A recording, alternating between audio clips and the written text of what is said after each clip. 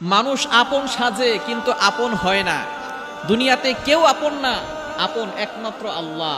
আপনি আল্লাহর সাথে সম্পর্ক তৈরি করুন। যাদেরকে আপনি আপন ভাবছেন কেউ কিন্তু বিপদে আপনার পাশে থাকবে না। বিপদে পড়লে আপন মানুষকে বোঝা যায়। যখন আপনি কঠিন বিপদে পড়বেন তখন দেখবেন একেবারে আপনার কাছের রিলেটিভ যারা সব সময় আপনার পাশে থাকে, আপনার কাছে থাকে, তারা কেউ কিন্তু আপনার পাশে তখন থাকবে না।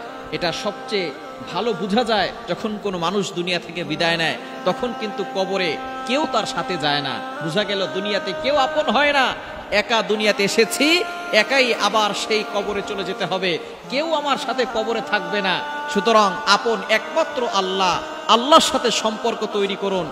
যদি আল্লাহর সাথে সম্পর্ক তৈরি করতে পারেন, আল্লাহ আপনাকে কখনো ঠকাবেন না। কখনো আপনার বিপদে আল্লাহ আপনার থেকে সরে যাবেন না। আল্লাহ বিপদে আপনাকে উদ্ধার করবেন। আল্লাহ পাক রব্বুল আলামিন কবর জগৎ থেকে, কবরের ভয়ঙ্কর আযাব থেকে, জাহান্নামের আযাব থেকে আপনাকে হেফাজত করে আল্লাহ আপনাকে নাজাতের ব্যবস্থা করে দিবেন। এজন্য দুনিয়াতে কেউ আপন না, আপন একমাত্র আল্লাহ। ওই আল্লাহর সাথে সম্পর্ক তৈরি করুন।